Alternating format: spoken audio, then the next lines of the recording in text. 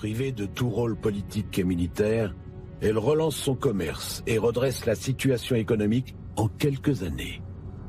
La ville s'enrichit à nouveau. Au bout de 10 ans à peine, elle propose à Rome de régler ses dettes de guerre en avance. Au Sénat, le spectre d'un redressement militaire de Carthage hante de nouveau les sénateurs.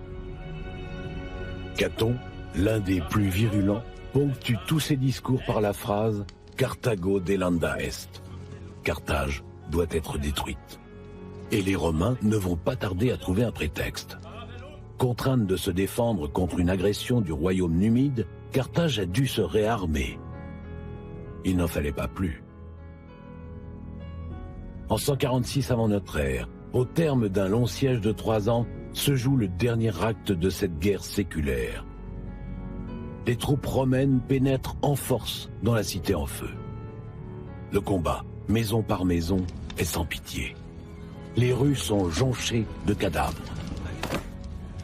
Les Carthaginois, acculés, savent qu'ils se battent pour leur survie.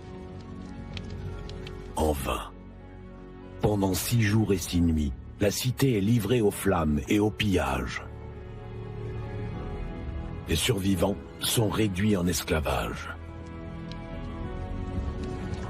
Le sol est déclaré sacère, maudit.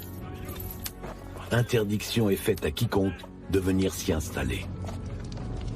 Carthage a bel et bien été détruite. Dans la même année, les légions soumettent définitivement la Grèce. L'emprise de Rome s'étend bientôt à toute la Méditerranée. Mais cette expansion et cet afflux de richesses sont sur le point de bouleverser l'équilibre de la cité-État primitive. De graves crises vont bientôt se déclencher, suivies d'une terrible guerre civile qui aboutira à la fin de la République romaine et à l'avènement de l'Empire. Mais ceci est une autre histoire. Malheur aux vaincus. Durant l'Antiquité, il était d'usage de piller les cités prises à l'ennemi. La prise de Carthage a été une tragédie et un spectacle effroyable.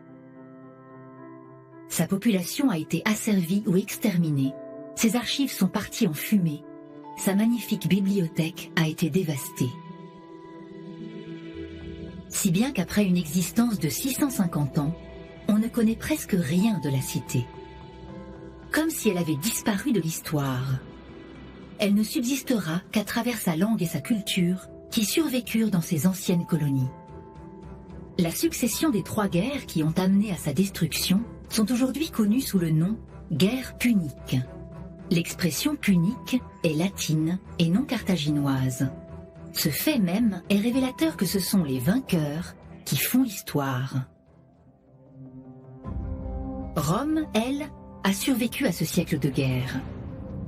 Plus forte démographiquement, elle a su faire preuve d'une résilience à toute épreuve, une formidable capacité à encaisser des chocs terribles sans jamais abandonner. Ses armées anéanties et Hannibal en position de donner le coup de grâce, elle a refusé toute reddition et a préparé la riposte.